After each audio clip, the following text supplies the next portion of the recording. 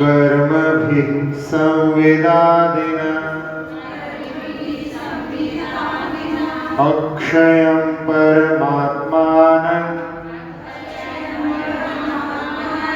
ज्ञानमूर्तिं नमामि तम्।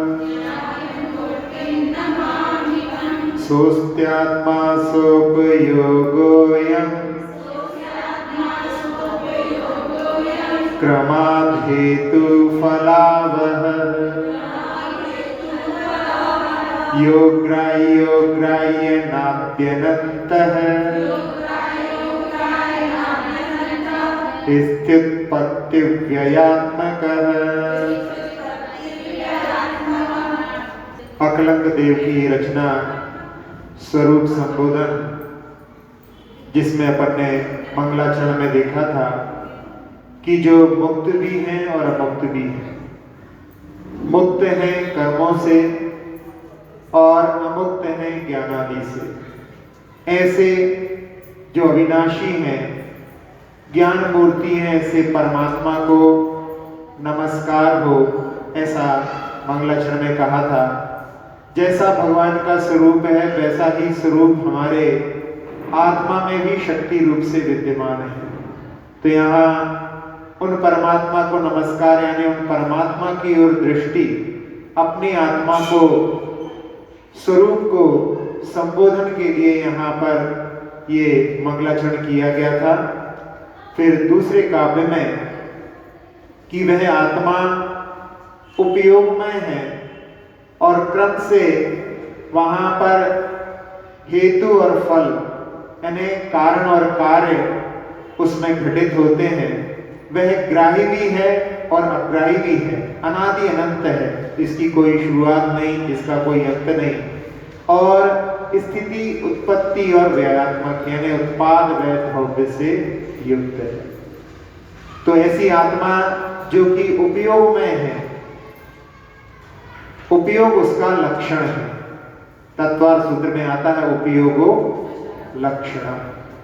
उस लक्षण में जिसके माध्यम से हम उसकी पहचान कर सकते हैं। लक्षण वही श्रेष्ठ कहलाता है जिसमें अतिव्याप्ति, अव्याप्ति और असंभव दोष ना हो। तो उसमें यदि हम अमूर्तिक कहें आत्मा को, तो ये अतिव्याप्ति दोष से युक्त हो जाएगा, क्योंकि साथ साथ में जो धर्म द्रव्य हैं, अधर्म द्रव्य हैं, काल द्रव्य हैं, ये आकाश द्रव्य सभी अमूर्तिक हैं। तो इस प्रकार से वहां पर हम उसको प्राप्त नहीं कर पाएंगे। यदि अव्याप्ति दोष रहता है, जैसे यदि हम राग आत्मा का लक्षण बताएं तो वो सभी में नहीं पाया जाता, सिद्धों में राग नहीं होता, तो वो अव्याप्ति दोष से युक्त हो गया।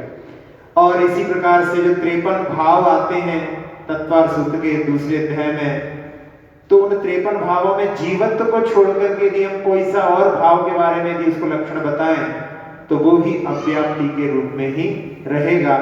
तो ऐसे दोषों से रहित, और एक असंभव दोष यदि हम स्पर्श रस गंध वर्ण वाला आत्मा को बताएं तो ये असंभव दोष है, क्योंकि ये पुद्गल का लक्षण है, आत्मा का लक्षण नहीं। तो हम अपनी आत्मा को कैसे पहचाने? अभी तक हमने बाह्य जगत को ही देखा है, बाह्य जगत की ही पहचान की है।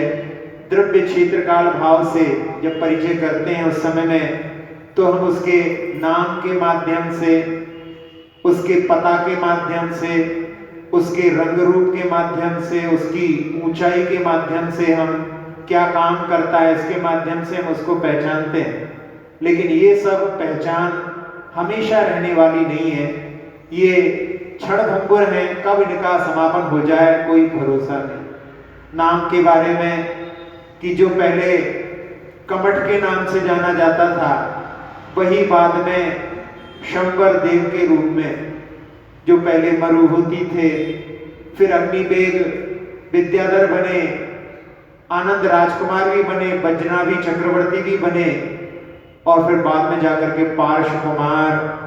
तो इस प्रकार से नाम भी जो है परिवर्तित होता रहता है। उसके माध्यम से भी हम यदि पहचान करें तो अपनी आप की पहचान नहीं कर सकते। ऐसा लक्षण जो त्रैकालिक हो, हमेशा घटित हो, वो आत्मा का उपयोग है। पहले इसके बारे में एक व्यंग्य सुनाया था कि यदि लक्षण परिवर्तनीय हो तो हम फिर लक्ष्य को प्राप्त नहीं कर पाते। जैसे किसी से कहा जाए कि भैया यहाँ से उनका घर कहाँ है, उसने देखा कि वहां पर अक्सर जो है कौवे बैठे रहते हैं, उसने कह दिया जिस मंजिल पर कौवे बैठे हों उसी मंजिल पर वो निवास करता है।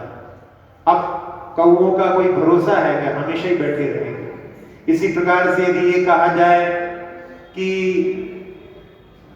उस टोक पर जहां पर बंदर हमेशा पाए जाते हैं वही टोक अभिनंदनाथ भगवान की है, तो वो भी जो है पहचान लक्षण जो है सही नहीं है। कोई भरोसा है कि हमेशा रहे वहां पे तो है, हाँ किसी और पे भी हो सकते हैं टोक पे, तो वो अति व्याप्ति दोष हो जाएगा। इस प्रकार से जो लक्ष्य को प्राप्त करना है उसके बारे में एक व्यंग्य सुनाया था वो कि एक व्यक्ति किसी जगह पर सामान खरीद करके लेकर के आया और बाद में जब पैसे वापस लेने लगा तो उसने कहा आज छुट्टी नहीं है, कल ले जाना। और दूसरे दिन रात्रि के समय में वो सोचता है कि दूसरे दिन मैं लेने जाऊंगा, लेकिन मैं पहचानूंगा कैसे कि मैं किस दुकान से लेकर के आया हूँ। इतना बड़ा बाजार है, इतनी सारी दुकानें हैं, कई बार आप लोगों को भी भ्रांति हो जाती होगी। जहाँ नई जगह पे जाओ तो उसने नई जगह पर सोच करके कि हम कहाँ से सामान लेकर के आए हैं, फिर उसने सोचा कि कैसे पहचानूंगा मैं। तो जब दुकान से निकल रहा था तो उसी दुकान के सामने एक गाय बैठी हुई थी, कहते अरे चलो अच्छी पहचान मिल गई। दूसरे दिन जाता है और जहाँ गाय बैठी रहती है उसी दुकान में घुस जाता, बोलो भैया हमारे जो पैसे कल के हमने सामान लिया था उसके वापस कर दो। तो उसने पूछा क्या सामान लिया था, तो उसने कहा कि किराने का सामान। तो कहले देख रहे हो दुकान काय की है। अरे भैया तुम कैसे ठग आदमी हो कि तुमने एक ही दिन में अपना धंधा ही बदल लिया, पैसे ना देना पड़े। तो यदि ऐसे लक्ष्य को प्राप्त करने के लिए ऐसे लक्षण बनाएंगे तो हम कभी भी लक्ष्य को प्राप्त नहीं कर पाएंगे। तो यहाँ उपयोग लक्षण वाला जो आत्मा है और उसमें कार्य कारण की व्यवस्था होती है। कल भी अपन ने कुछ देखा था, घटता हुआ अशुभोपयोग शुभोपयोग के लिए कारण होता है, बढ़ता हुआ शुभोपयोग शुद्धोपयोग के लिए कारण होता है, घटता हुआ मिथ्यात्व सम्यक के लिए भी कारण होता है।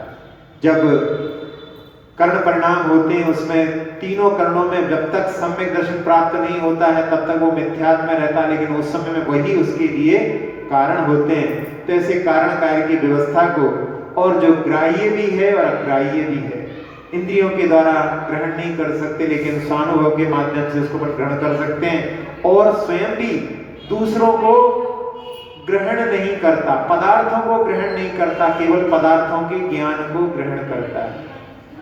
कल हमने भोजन आदि 5 पदार्थों के बारे में बताया था। इसी प्रकार से परिग्रह के बारे में भी ऐसा ही है।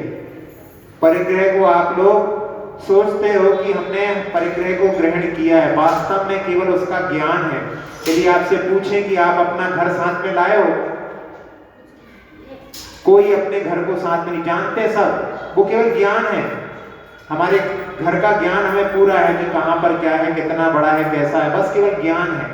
और वही दर्ज है वहां पर जहां पर रजिस्ट्री आदि होती है उस ऑफिस में किनकी कितनी जमीन है, उसका बस केवल जानकारी वहां पर है, ज्ञान भर है। वास्तव में हम केवल जान सकते हैं आत्मा के माध्यम से, और किसी पर पदार्थ को ग्रहण नहीं कर सकते। उसके बारे में गहने जो हैं हम भले ही कहते हैं अपने हैं, लेकिन वास्तव में वो स्वर्ण चांदी आदि के हैं। मकान के लिए भले ही हम अपना कहते हैं, वो तो सीमेंट आदि का बना हुआ है। इसी प्रकार से किताब आदि के बारे में कहें तो वो भी कागज से बनी हुई है। वो हमारी कैसे हो सकती है, भले ही हम उसको मान्यता में अपनी मान लें, तो वो ग्राह्य है और अग्राह्य भी है इस प्रकार से। और साथ ही साथ में अनादि अनंत है, कभी भी उत्पन्न नहीं होता, कभी भी नाश नहीं होता, ऐसे आत्मा के स्वरूप को। लेकिन उसमें परिवर्तन होता रहता है, वो कूटस्थ नहीं है, उसमें नई नई पर्याय निकलती रहती हैं, पुरानी पर्याय व्यय को प्राप्त हो जाती हैं और उसमें वो ध्रुवता से जुड़ा रहता है। ऐसा आत्म तत्व है। ऐसे आत्म तत्व को हम पहले काव्य के माध्यम से नमामि का भाव वहां पर कि उस आत्म तत्व की ओर झुके, उसको प्राप्त करने का प्रयास करें। अब तीसरे काव्य से आज प्रारंभ करते हैं। प्रमेयत्वादिवि धर्मई, इसमें 3 नंबर दिया हुआ है, उसमें 4 नंबर जैसा दिया हुआ है, कोई बात नहीं, आप इसको इस प्रकार से पढ़ लो। हमारी जो किताब में जो है 3 नंबर लिखा हुआ है। प्रमेयत्वादिवि धर्मई रचिदात्मा चिदात्मकः ज्ञान दर्शन तस्तस्मात् चेतना चेतनात्मकः प्रमेयत्वादिवि धर्मई प्रमेयत्वादिभिर्धर्मई रचिदात्मा चिदात्मकः प्रमेयत्वादिभिर्धर्मई रचिदात्मा चिदात्मकः ज्ञान दर्शन तस्तस्मात् चेतना चेतनात्मकः प्रमेयत्वादिभिर्धर्मई रचितात्मा चिदात्मकः ज्ञान दर्शन तस्तस्मात् चेतना चेतनात्मकः प्रमेयत्वादिभिर्धर्मई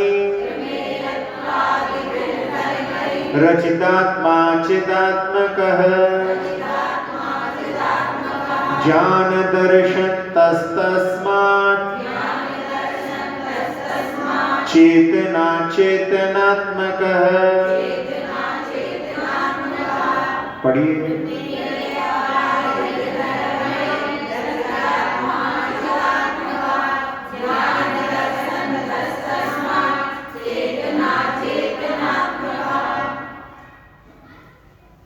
यहाँ स्यादवाद की बात है, क्योंकि यहाँ पर किसी अपेक्षा से वो चेतन है, किसी अपेक्षा से अचेतन है।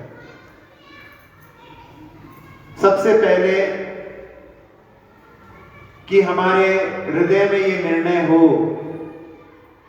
कि सारी जगत की जितनी भी विभूतियां हैं उनके सामने हमारे लिए आत्मा का ज्ञान सर्वोपरि है। जब तक ये निर्णय नहीं होगा तब तक हम उस आत्मा के ज्ञान के लिए प्रयास भी नहीं करेंगे और अपने आप को, अपने स्वरूप के संबोधन को यहां इसलिए आवश्यकता है कि जीव ने जगत में बहुत सारे कार्य किए, अनादिकाल से भ्रमण कर रहा है, कितने कार्य करता है और उन कार्यों को, कार्य क्या किए हैं, सारे विकल्प किए, विकल्प ही करते हैं, किंतु अपने स्वरूप की दृष्टि आज तक हमने प्राप्त नहीं की और उसी का फल है कि संसार में परिभ्रमण चल रहा है। तो स्वरूप का बोध कैसे प्राप्त हो, तो बोध की कुंजी है यहां पर ये स्यादवाद। स्याद यानी किसी अपेक्षा से, वाद यानी कथन। तो सारे जगत में अलग अलग तरह के लोग अलग अलग बातें कहते हैं। कोई जीव को सदा नित्य मानते हैं, सांख्य मत के बारे में कि वो जीव को अपरिणामी मानते, परिवर्तनशील नहीं मानते। बौद्ध मत में देखो तो वहां पर हर क्षण में नया नया जीव उत्पन्न होता है, दिन भर में हजारों बार जीव जो है परिवर्तित हो जाता है। और कोई कहता है कि जो भौतिक वस्तुएं हैं, पृथ्वी, जल, अग्नि, वायु आदि, ये सब मिल जाती हैं तो जीव की उत्पत्ति हो जाती है। और कोई राग द्वेष है, यही जीव है, इसके अलावा कोई जीव नहीं। तो ये सब अलग अलग मत मतांतर दिखाई देते हैं। स्यादवाद के माध्यम से इनका निराकरण संभव है। जैसे अपन देखें कि एक पिता है, उसका एक पुत्र है, और पिता का पिता यानी दादा भी है या दादा का नाती भी है। अब यहां जो बीच का पिता है, हम उसको कहें कि ये पुत्र ही है तो गड़बड़ हो जाएगी, क्योंकि वो अपने पुत्र की अपेक्षा से पिता भी है। यदि हम उसको कहेंगे ये पुत्र ही है तो भी गड़बड़ हो जाएगी, क्योंकि वो अपने पुत्र की अपेक्षा से पिता भी है। तो ये अपेक्षा का जो कथन होता है वही स्यादवाद कहलाता है। तो हमने इस स्यादवाद के कथन को, अपेक्षा को लेकर के जो कथन किया है वो जिनेंद्र भगवान की वाणी से निश्रित है। और बहुत सारे जो दार्शनिक हैं इसको नहीं समझ पाए तो वो अपनी बात पर अड़े रहे, और उसी के कारण में 363 मतों की उत्पत्ति हुई। एकांत के कारण ही सब विभिन्न मतों की उत्पत्ति होती है। तो यथावत जो वस्तु का निर्णय है वो हमारे लिए वस्तु स्वरूप को प्राप्त कराने के लिए स्यादवाद के माध्यम से प्राप्त हो जाती है। और एक बार वस्तु का निर्णय हो जाता है, फिर उसके बाद में सारे विकल्पों को छोड़ करके फिर अध्यात्म में प्रवेश होता है। यदि स्यादवाद को अपनाएं तो सारे विवाद सुलझ जाते हैं।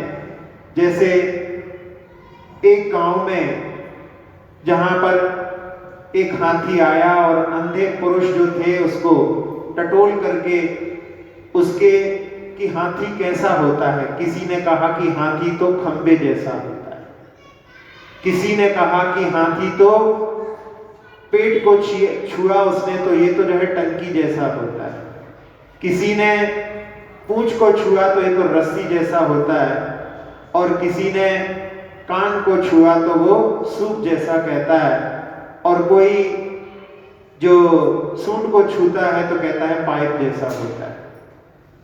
तो यहाँ पर एक एक चीज को लेकर के वो कि ऐसा होता है ऐसा होता है, लेकिन जब उसको पूरों को मिला दिया तो हाथी का स्वरूप निर्माण हो जाता है। तो उसके माध्यम से वो सही दृष्टि हमारे लिए स्यादवाद के माध्यम से ही प्राप्त होती है। तो अब जीव का जो अनेकांतात्मक निर्दर्शन है, जिसमें जीव नित्य है, अपरिणामी है, ये द्रव्य दृष्टि से, क्योंकि द्रव्य में कभी भी परिवर्तन नहीं होता। द्रव्य जो है द्रव्य दृष्टि से वही बना रहता है, उसकी पर्यायों में परिवर्तन होता है। गुणों में जो विकार उत्पन्न होता है, कल भी अपन ने इसके बारे में देखा था, तो वो क्षण क्षण में जो परिवर्तन हो रहा है वो पर्याय दृष्टि से परिवर्तन हो रहा है। जैसे कोई जीव जो है अभी क्रोध कर रहा था, फिर उसके बाद में अहंकार करने लगा, फिर जो वो समय में मायाचारी करने लगा, लोभ करने लगा, तो ऐसी उसकी जो है पर्यायें वहां पर परिवर्तनशील हो रही हैं। तो ये क्षण क्षण में उसके नए नए रूप जो दिखाई दे रहे हैं वो पर्याय दृष्टि से दिखाई देते हैं। तो इस प्रकार से अनेकांत की दृष्टि से यदि हम अपने स्वयं के स्वरूप का विचार करें तो मैं आत्मा हूं, और वो आत्मा चेतन है कि अचेतन है? क्या कहेंगे आप? चेतन है। लेकिन एक दृष्टि से सोचो तो आत्मा में अस्तित्व आदि गुण भी हैं, तो उन गुणों की अपेक्षा से वो अचेतन भी है। तो ये अब यहां पर जो अस्तित्वादी गुण होते हैं, प्रमेयत्वादी गुण, इसमें आचार्य अकलंग देव भी यहां पर समझाने के लिए कह रहे हैं। तो वो मैं ज्ञान गुण की अपेक्षा से तो चेतन हूं, लेकिन प्रमेयत्वादी गुणों की अपेक्षा से अचेतन हूं, क्योंकि वो है, वो जो है उसमें कुछ विशेष बात नहीं है। वो गुण उसमें आत्मा में विद्यमान है, लेकिन उसमें कोई चेतनता का भाव नहीं है। जानने में आता है तो इसकी दृष्टि से वो अचेतन है, पर ज्ञान की दृष्टि से आत्मा चेतन है। जैसे आत्मा में नित्य अनित्य धर्म जैसे भी अपन ने पर्याय दृष्टि से देखे थे, वो एक साथ में रह सकते हैं, तो उसी प्रकार से यहाँ पर भी आत्मा में चेतनता भी रह सकती है और अचेतना भी रह सकती है, उसमें कोई जो है बाधा नहीं आती है। यदि अपन दूसरा हेतु देखें कि इनको अपन अचेतन क्यों कह रहे हैं, अस्तित्वादि को, क्योंकि अस्तित्वादि सभी द्रव्यों के पास में पाए जाते हैं। अस्तित्व वस्तुत्व आदि जो गुण हैं वो सभी द्रव्यों में है। तो अस्तित्व यानी इसके माध्यम से कभी भी उस द्रव्य का नाश नहीं होता। तो केवल जीव अकेला द्रव्य नहीं है, 6 द्रव्य होते हैं। तो जीव, पुद्गल, धर्म, अधर्म, आकाश और काल, ये 6 द्रव्य अस्तित्व गुण से युक्त हैं। अब जीव के पास में चेतना है, तो चेतना है इसलिए वो गुण जो है चेतन नहीं हो जाएगा, क्योंकि वो अचेतन के पास में भी, अचेतन जो अजीव द्रव्य हैं, 5 द्रव्य अजीव हैं, उनके पास में भी वो अस्तित्व गुण है, इसलिए अजीव के पास में वो गुण है और जीव के पास में भी गुण है, लेकिन अजीव के पास में भी है, इसलिए वो जो है अचेतन गुण ही है। इस प्रकार से अपन उसको समझ सकते हैं। तो इन गुणों के माध्यम से जीव अचेतन है। अब यहाँ अपन अस्तित्व के बारे में कि जिससे कभी भी द्रव्य का विनाश नहीं होता। वस्तुत यानी द्रव्य कोई ना कोई अर्थ क्रिया करता रहता है। जैसे धर्म द्रव्य का कार्य दूसरों के लिए सहयोग देना, चलने में, आकाश का कार्य अवगाहन देना, इसी प्रकार से जीव का कार्य जो है जानना, देखना। तो ये इनका जो है अर्थ क्रिया वस्तुत्व गुण के माध्यम से होती है। तो अस्तित्व, वस्तुत्व, फिर इसके बाद में कौन सा है, प्रमेयत्व, द्रव्यत्व, क्रम से जो है आगे पीछे हो सकता है। द्रव्यत्व का अर्थ है कि प्रत्येक द्रव्य अपनी अपनी पर्यायों को प्राप्त करता है, उसमें परिवर्तन होता रहता है, उसमें परिवर्तन स्वाभाविक रूप से उसमें होता है। उत्पाद, वह द्रव्य उसमें प्रत्येक द्रव्य में बनता रहता है। जैसे आप द्रव्य को समझते हैं लिक्विड, द्रव्य का जो है इंग्लिश में क्या बनता है, लिक्विड बनता है। लिक्विड का अर्थ क्या होता है, फ्लो। जो द्रव्य रहता है वो फ्लो होता है। फ्लो यानी मतलब वो आगे बढ़ रहा है। तो इसी प्रकार से प्रत्येक द्रव्य जो है अपनी नई नई पर्यायों को अपने आप प्राप्त करता है। उसकी पुरानी पर्याय विनाश को प्राप्त हो जाती है, नई पर्याय उसकी प्राप्त हो जाती है, ध्रुवता बनी रहती है। इस प्रकार से उसमें परिवर्तनशीलता बनी रहती है। फिर इसके बाद में अघ्रुलघुत्व। अघ्रुलघुत्व यानी यहाँ पर जो सिद्धों में होता है वो वाला भाव नहीं, यहाँ पर प्रत्येक द्रव्य का जो है अपने अपने जो है गुण उसके जो है कभी भी बिखरते नहीं है, उसी में बने रहते हैं और वो कभी दूसरे रूप में परिणत नहीं होता। जैसे जीव कभी अजीब नहीं होगा, अजीब कभी जीव नहीं होगा। तो अघ्रुलघुत्व है। फिर इसके बाद में है प्रदेशत्व। प्रदेशत्व यानी प्रत्येक द्रव्य का आकार बना रहता है, उसका कोई ना कोई आकार रहेगा। ये आकार होने से भी, इस आकार होने से भी, आकार के कारण में अपन कहें कि चेतन ऐसा नहीं है। जीव छोटा सा भी हो जाए, चाहे कितना बड़ा भी हो जाए, उसका चेतना गुण पे उसका कोई प्रभाव नहीं पड़ता है। तो ये जो है मतलब ये अचेतन गुण है, इस दृष्टि से अपन इसको देख सकते हैं। और प्रमेयत्व यानी ज्ञान का विषय बनते हैं। सभी द्रव्य जो है ज्ञान का विषय बनते हैं, इसलिए 6 द्रव्यों के 6 गुणों के माध्यम से जीव अचेतन भी है और ज्ञान की अपेक्षा से वो जो है चेतन है। अब हमें अपने आत्मा का परिचय और इसका जो है संबोधन करना है।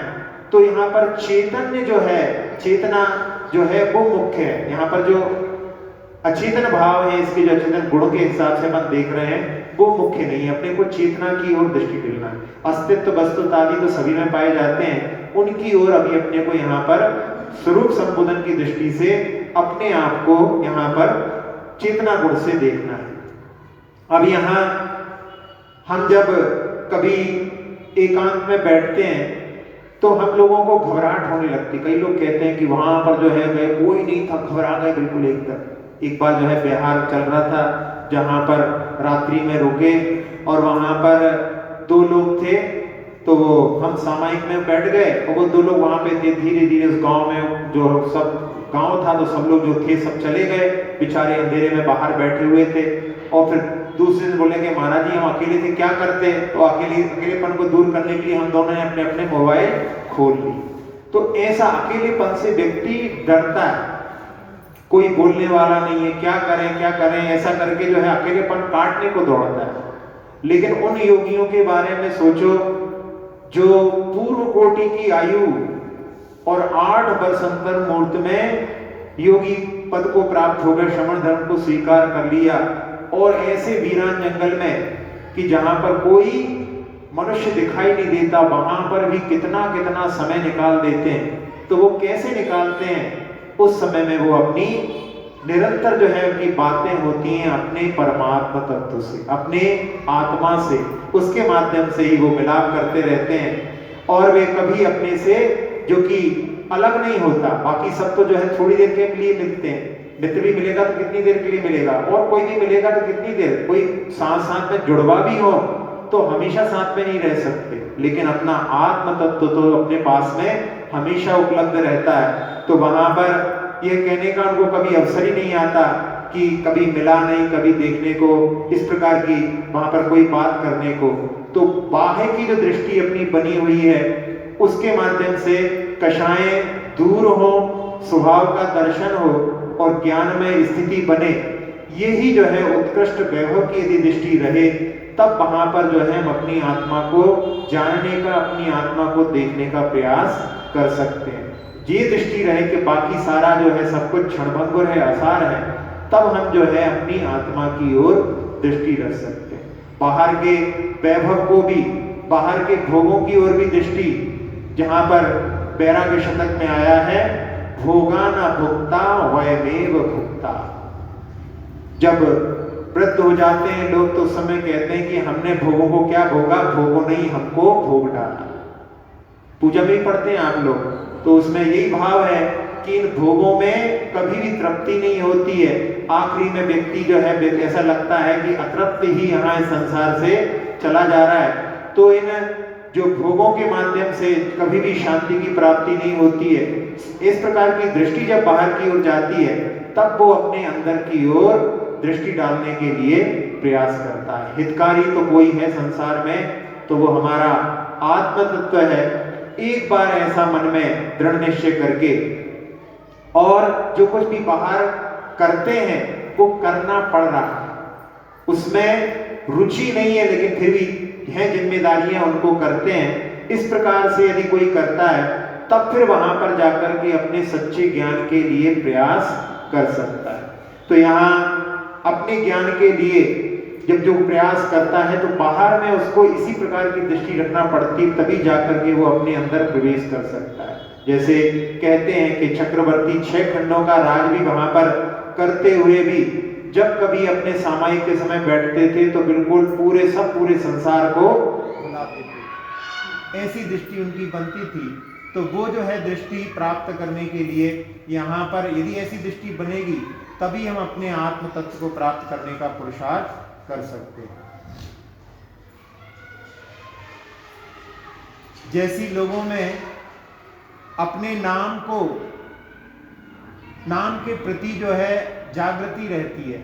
एक प्रयोग भी हुआ जहां पर 10 लोगों को, जिनके लिए सबको नींद की गोली खिला करके और सुला दिया, और सुलाने के बाद में सबके कान में धीरे से जाकर के रमेश बोला। तो उसमें 10 लोगों में से जिसका नाम रमेश था, नींद की गोली खाने के बाद धीरे से बोलने पर भी वो जो है जागृत हो गया। फिर उसके बाद में सुरेश बोला तो रमेश को कोई प्रभाव नहीं पड़ा। उस समय में सुरेश जो है जागृत हुआ।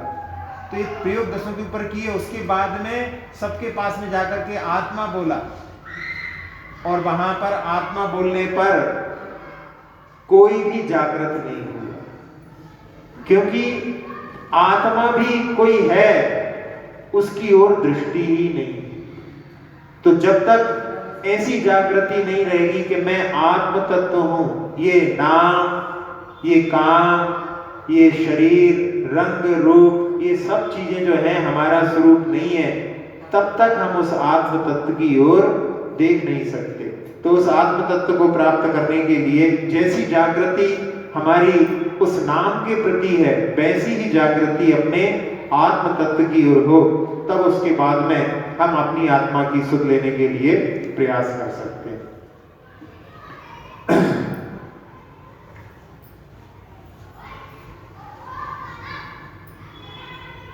अब यहाँ अपन ने अपने आत्म तत्व के लिए प्रयास कर रहे हैं और उसमें अपना जो स्वरूप है वो ज्ञान और आनंदमय है।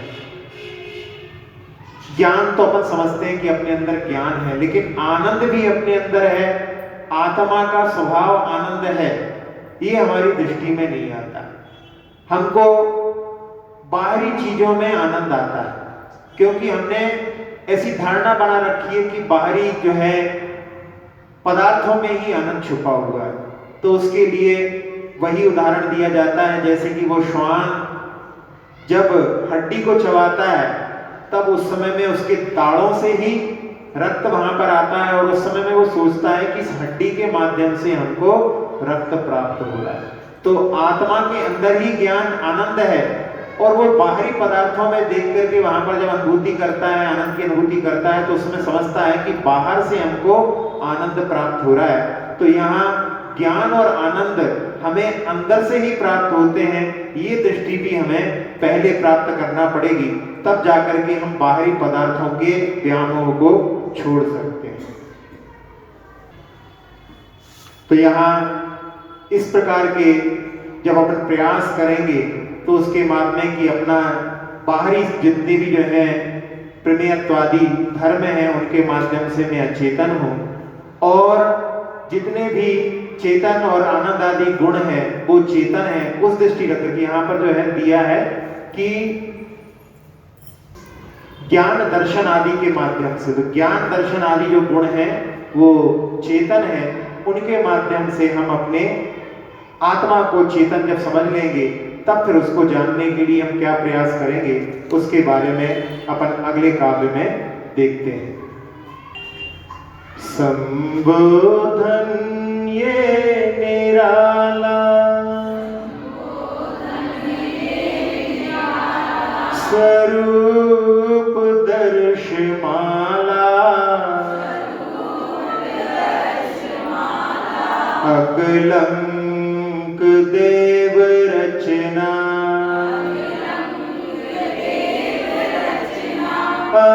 अध्यात्म का उजाला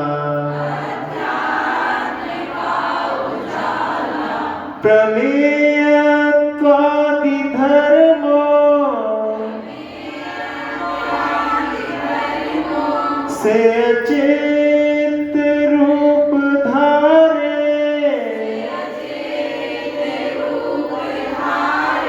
दर्शन व ज्ञान गुण से चेतन स्वरूप धारे।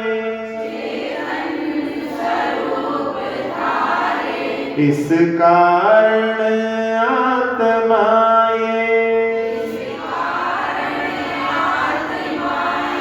दोनों स्वरूप वाला अकलंक देव रचना अध्यात्म का उजाला संबोधन ये निराला।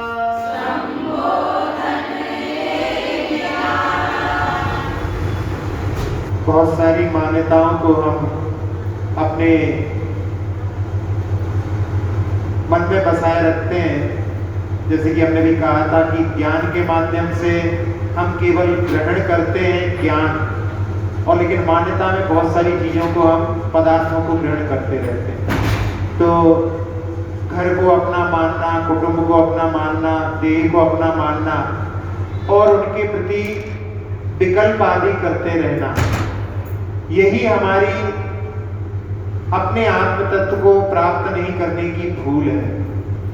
तो हमारा काम अपने यदि आत्म तत्व को प्राप्त करना है, उसको जानना है, स्वरूप को संबोधन करना है, तो ज्ञाता दृष्टा रहना ही, केवल जानन देखन हार हूं इस प्रकार का केवल मन में भाव रहे, तब जाकर के हम अपने आत्म तत्व को जानने का प्रयास कर सकते हैं। और बाकी सारी हमारी जो चेष्टाएं हैं वो सारी मिथ्या हैं। ऐसे भावों को लेकर के हम अपने आत्म तत्व को जानने का प्रयास कर सकते हैं। अब चौथा काव्य आपकी अपेक्षा से तीसरा है, तो यहाँ पर अपन प्रारंभ करते हैं। ज्ञानात् भिन्नो न चा भिन्नो, भिन्ना भिन्न कथंचन, ज्ञानम पूर्वा परिभूतन, स्वयमात्मेति कीर्तितः। ज्ञानात् भिन्नो न च भिन्नो, भिन्ना भिन्न कथंचन, ज्ञानम पूर्वा परिभूतम, स्वयमात्मेति कीर्तितः। ज्ञानात् भिन्नो न च भिन्नो, भिन्ना भिन्नः कथंचन, ज्ञानं पूर्वा परिभूतं, सोऽयमात्मेति कीर्तितः। ज्ञानात् भिन्नो न च भिन्नो,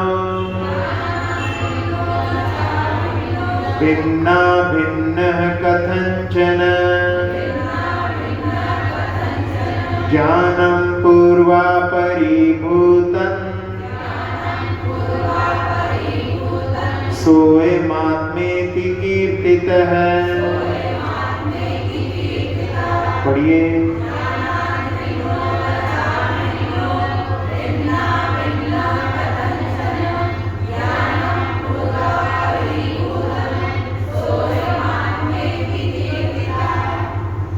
इसके अर्थ को अपन देखें।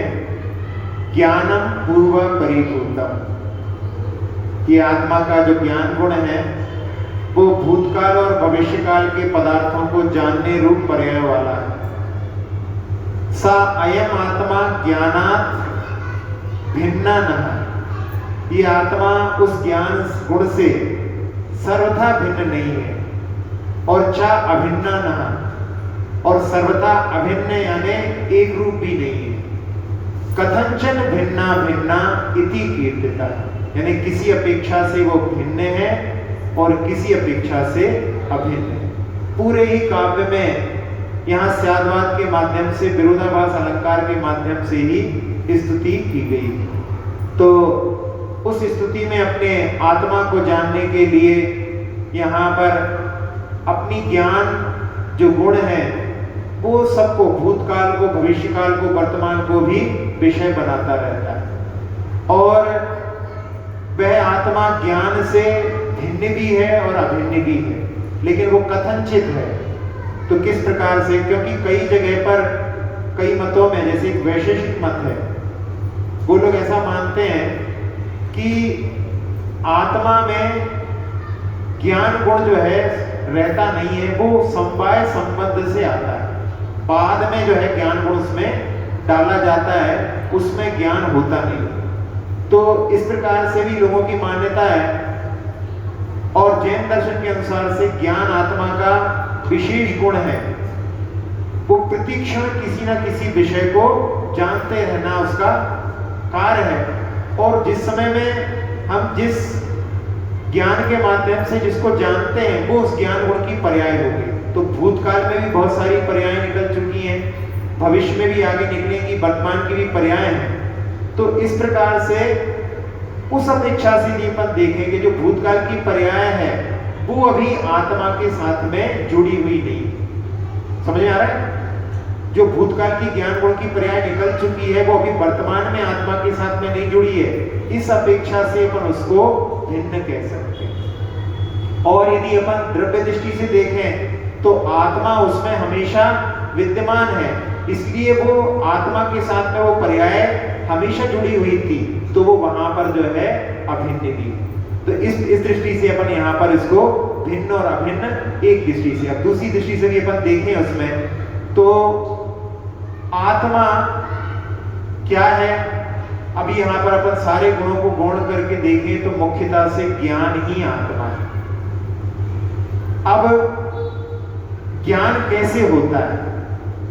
हम जान तो रहे हैं और हम अपने जानने को भी नहीं समझे कि जानना कैसा होता है। तो बड़े आश्चर्य की बात, हम जान तो रहे हैं लेकिन वो जानना कैसा होता है। हम निरंतर जानते हैं और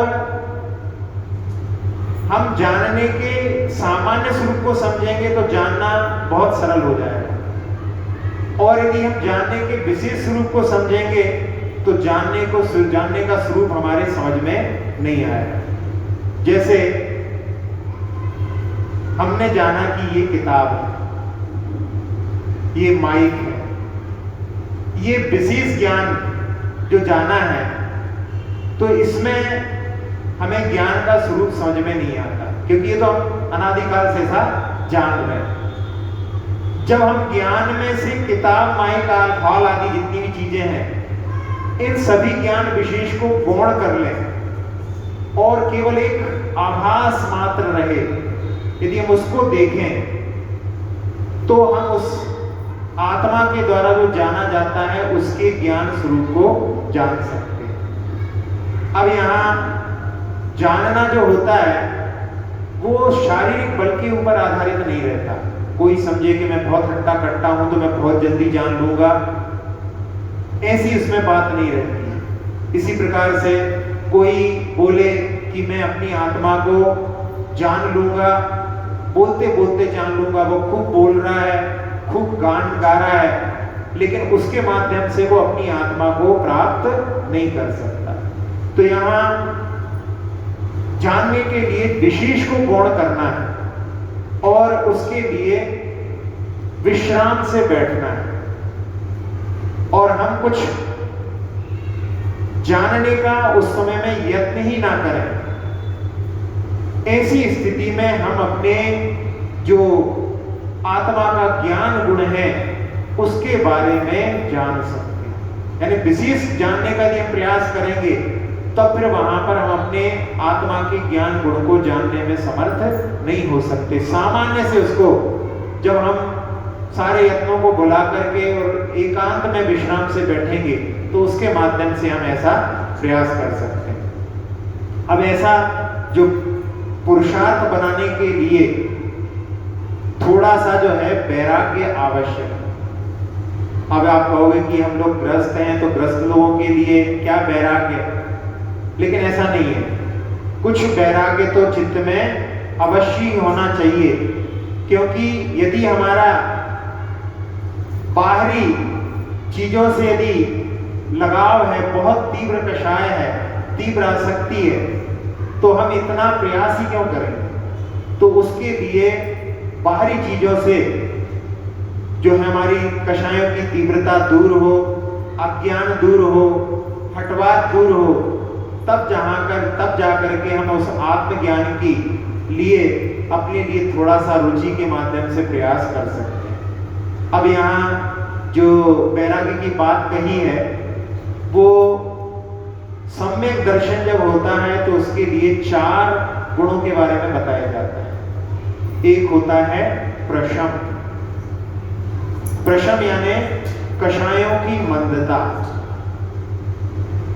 कोई अपकार कर रहा हो, कोई निंदा कर रहा हो, कोई गाली दे रहा हो, तो उस समय में जीव ऐसा विचार करता है कि ऐसा ये इसलिए कर रहा है क्योंकि इसको ऐसा करने में शांति की अनुभूति हुई। ये यहाँ पर अपनी शांति प्राप्त करने के लिए ऐसा जो है कर रहा है, और ऐसा सोच करके जो अपने आप के भावों को संभालता है, अपने भावों की तीव्रता को नहीं बढ़ने देता, वो वहां पर प्रशम भाव है। इसी प्रकार से देव शास्त्र गुरु के समीप जिसकी कषायों की तीव्रता नहीं आती, वो भी प्रशम भाव से संयुक्त कहा जाता है। जिन लोगों की देव शास्त्र गुरु के समीप में भी कषाएं भड़कने लगती हैं, कई बार होता है मंदिर में ही जहां वेदी है वहीं पर जो है हंगामा होने लगता है, तो वहां पर जो है वो प्रशम भाव, क्योंकि देव शास्त्र गुरु के सानिध्य में भी यदि कषाएं भड़कती हैं तो वो नियम से जो है भगवान की श्रद्धा वाला नहीं हो सकता, क्योंकि ये समोषण का प्रतीक है। जिनालय समोषण का प्रतीक है, और समोषण में वहां पर जात्य बैर के प्रति भी बैर नहीं रहता है। यदि जात्य बैर के प्रति यदि बैर वहां पर विद्यमान है, इसका मतलब है हमने भी समोषण में प्रवेश ही नहीं किया। तो ये सब प्रशम भाव जब तक नहीं होगा तब तक जो है हम इसकी पात्रता नहीं प्राप्त कर सकते। फिर दूसरा है संवेग, संसार से विरक्ति, संसार के कार्यों से मन में विशेष लगाव नहीं, शरीर से भी विशेष लगाव नहीं। शरीर को भी सजाने आदि की साधारण से तैयार होना एक बात अलग होती, लेकिन विशेष रूप से सजाने की जो भावना है वो भी यहाँ पर निषिद्ध है। और साथ साथ में भोगों से भी विशेष लगाव है। तो इस प्रकार से जहाँ पर संसार शरीर भोगों से विरक्ति होती है और धर्म से अनुराग रहता है, तो ये संवेग गुण सहज ही वहां पर दृष्टिगोचर होने लगता है। इसके बाद में अनुकंपा, यहाँ पर अनुकंपा की आत्मा में दया के भाव बना रहे, अंदर में विकार भाव ना जगे, ये भी अपने ऊपर भी दया होती है, दूसरे के ऊपर ही नहीं, अपने ऊपर भी, अपने अंदर विकार भाव ना जगे, ऐसा भाव बना रहे, ये आत्मदया है। और किसी दूसरे की पीड़ा को देख करके, दुखी देख करके सहज दया उत्पन्न हो, वो अनुकंपा कहलाती है। एक चंदाबाई करके जो आरा की, जिन्होंने वहां पर महिला आश्रम भी खुलवाया था, जाति से जैन नहीं थी, जिनका जन्म मथुरा में, जहां पर कृष्ण की नगरी है, वहां पर उनका जन्म हुआ था, और बाद में उनका जैन धर्म में विवाह हो गया और थोड़े ही दिनों बाद जो है विधवा हो गई थी। उसके बाद में भी उन्होंने धर्म का अध्ययन करके और ऐसा जो है अपने जीवन में परिवर्तन किया था। कई उनकी ऐसी घटनाएं हैं कि एक बार वो कहीं अपने मायके में गई और वहां पर वो एक वृद्धा जो कि मरण के निकट थी, और उसने कहा कि आपको हमारी संलिग्न करवाना है। तो वो उनको अपने साथ में वहां पर अपने आश्रम में लेकर के, बड़ी मुश्किल से उस समय में ट्रेन के माध्यम से, और अंग्रेजों का जमाना था, फिर भी उन्होंने उसको जो है वहां पर स्वीकार किया। अनुकंपा का भाव उनके अंदर ऐसा था। उनके यहाँ पर किसी जो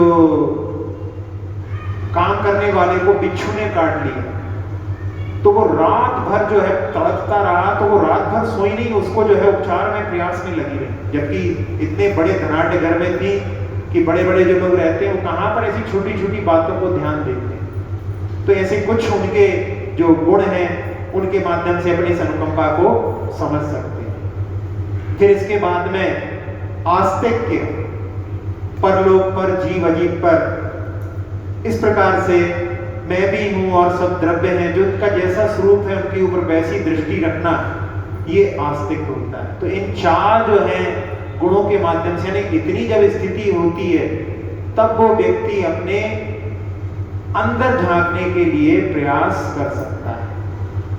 तो उस समय में सम्यक दृष्टि जो होता है उसकी अंतर्दृष्टि कैसी रहती है कि जब ज्ञान नहीं रहता तो बाहर ही दौड़ा करता हूं, और बाहर जब आत्मा का उपयोग जाता है तो उस समय में राग द्वेष की परिणति हुए बिना नहीं रहती, और उसके माध्यम से कर्मों का बंधन सतत चलता रहता है। यहाँ दूसरों के स्नेह करने से क्या प्राप्त होता है, ये सब मोह की परिणति है। यानी इस गलती को जब गलती समझने लगते हैं तब उस समय में छोड़ नहीं पाते, वो बात अलग है, लेकिन ये गलत है ऐसी भी दृष्टि मन में उत्पन्न हो जाती है। तब वहां पर कि मेरा काम तो ज्ञाता दृष्टा भाव प्राप्त करना है, लेकिन यहाँ मोह के वशीभूत होकर के सब कुछ करना पड़ रहा है, ऐसी दृष्टि जब आती है तब वो अपने आत्म तत्व को जानने के लिए, अपने ज्ञान गुण के लिए प्रयास करता है। तो ज्ञानी यहाँ पर अपने आत्मा का निर्णय कर रहा है कि मैं क्या हूँ। तो ज्ञानमय है ऐसा अपने लिए भाव रखता है, मैं ज्ञान से भिन्न नहीं हूँ, निराला नहीं हूँ। और जब भेद बुद्धि करके मैं स्वरूप निर्णय करता हूँ तो कहता हूँ कि मैं हूँ और ये मेरा जानने वाला ज्ञान है। मैं हूँ और मैं जिसके माध्यम से जानता हूँ वो ज्ञान है। ऐसे जब दो भेद आते हैं तो फिर वहां पर एक कथनचित भिन्न वाली स्थिति बनती है। और जब वो कहता है कि मैं ज्ञान हूँ, ज्ञानमय हूँ, मेरा स्वरूप ज्ञान के अलावा कुछ भी नहीं है, जब ऐसा भाव आता है तब वो वहां पर अभिन्न स्थिति है। और जब ये कहता है कि मैं हूं और ज्ञान के माध्यम से मैं जानता हूं तो वो भिन्न हो जाता है। वास्तव में देखा जाए तो आत्मा में और ज्ञान में कोई भिन्न नहीं है। परमार्थता से देखा जाए तो वो वहां पर आत्मा ज्ञान में ही है, लेकिन केवल कथन पद्धति में ऐसा आ जाता है कि मैं अपनी आत्मा के द्वारा जानता हूं, इसलिए वो जो है आत्मा और ज्ञान को भेद यहाँ पर अपन कह सकते हैं। यदि हम कहें कि जैसे शरीर की अपेक्षा से कि 6 फीट का और 1.5 फीट जो है चौड़ाई, इस प्रकार से इतना जो है आत्मा है, ऐसा यदि अपन कहें तो वो वास्तव में आत्मा का स्वरूप नहीं, परिचय नहीं है। उसका परिचय तो केवल ज्ञान स्वरूप है और उसके अनुभव करने में ही मैं ज्ञान स्वरूप हूँ, ज्ञान के अतिरिक्त मेरे अंदर कुछ भी नहीं है, तब जाकर के हम उस ज्ञान स्वरूप आत्मा के लिए प्रयास कर सकते हैं। अब यहाँ जो योगियों की बात की कि इतने वर्षों तक जब वहां पर वो अपनी आत्मा के ज्ञान में लगे रहते हैं तो उनकी कैसी अनुभूति होती है, तो वो कहते हैं उस समय में सोचते हैं कि कोई मुझसे द्वेष करता है तो उससे मुझे क्या हानि, कोई मुझसे राग करता है तो उससे मुझे क्या लाभ। ये सब पर पदार्थ हैं, पर परिणति हैं। मैं विकल्प को हटा करके और निर्विकल्प ज्ञान स्वरूप में रमूं, इसी से मेरा भविष्य सुधर सकता है, यही मेरे परिणामों पर आधारित है और दूसरों पर यह बिल्कुल भी आधारित नहीं है। मेरा सुख, मेरी शांति सब मेरे विचारों पर निर्भर है, किसी दूसरे की चेष्टा पर निर्भर नहीं है। ऐसे जब योगी अपने अंदर अपने आत्मा में लीनता को प्राप्त होते हैं तब जाकर के वो इतना लंबा समय वहां पर उसके माध्यम से निकालने में समर्थ होते हैं। तो यहाँ इस काव्य में जो कहा गया है कि ज्ञान के माध्यम से हम भूत, भविष्य और वर्तमान सबको जानने का प्रयास करते हैं और वह आत्मा ज्ञान से कुछ भिन्न भी है और कुछ जो है अभिन्न भी है। तो यहाँ पर दोनों तरह से आपको बता दिया है कि एक विवक्षा में बताया था कि जहां पर ज्ञान के माध्यम से हमने जिन पर्यायों से हमने जाना था वो पर्याय नष्ट हो चुकी हैं, इसलिए वो अभी वर्तमान में उससे संबंध ना होने के कारण में वो आत्मा से भिन्न है। और चूंकि आत्मा कभी भी नष्ट नहीं होता है इसलिए वो उनसे अभिन्न भी है। और दूसरी तरह से बताया कि मैं ज्ञानमय हूँ, ये दृष्टि से मैं अभिन्न हूँ और मैं ज्ञान के द्वारा जानता हूँ तो मैं यहाँ पर भिन्न हूँ। ऐसे दो भेदों के माध्यम से अपने ज्ञान को, अपने आत्मा के ज्ञान गुण को जानने के लिए और उसमें विशेष को जानने के लिए हम प्रयास करेंगे तो वो हम विशेष को हमेशा जानते रहे हैं, उसके माध्यम से हम अपने ज्ञान गुण को जिसके माध्यम से जानना होता है पकड़ने में समर्थ नहीं हो पाएंगे। लेकिन यदि हम विश्राम से बैठ करके और उस ज्ञान जो सामान्य है उस पर यदि हम दृष्टि डालेंगे तो हम उस जानने वाली जो प्रक्रिया है अपने आत्मा के ज्ञान को जानने में समर्थ हो सकते हैं। ऐसे भावों के साथ में अपन इसके पद्य अनुवाद को भी देख लेते हैं। संबोधन ये निराला, स्वरूप दर्शमाला, अकलंक देव रचना, अध्यात्म का उजाला, भूत और भविष्यत पदार्थों को ये जाने, आत्मा ये ज्ञान गुण से इससे न भिन्न माने, है भिन्न भी कथनचित और मिश्र भी पुकारा,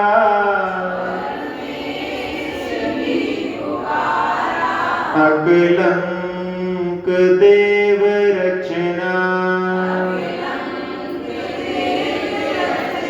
अध्यात्म का उजाला, संबोधन ये निराला, स्वरूप दर्शमाला, अकलंक देव रचना, अध्यात्म का उजाला। अब दोनों काव्यों का पाठ कर लेते हैं।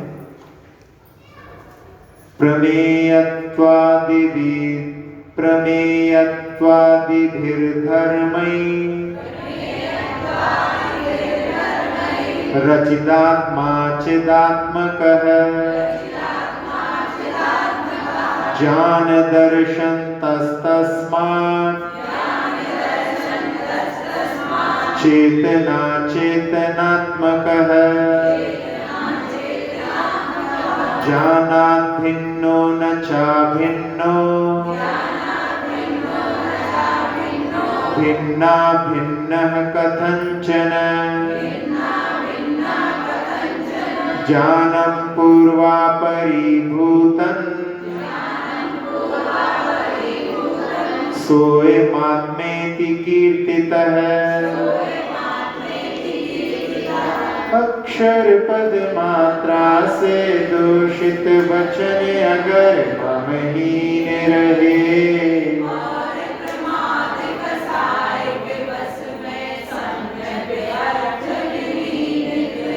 जिन वाणी माता मेरी उन सब त्रुटियों को क्षमा करें।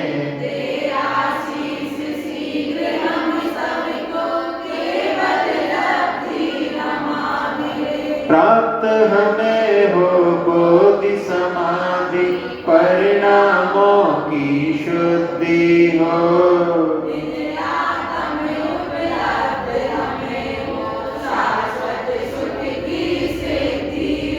चिंतित वस्तु दात्री माता चिंतामणि उपमा भाती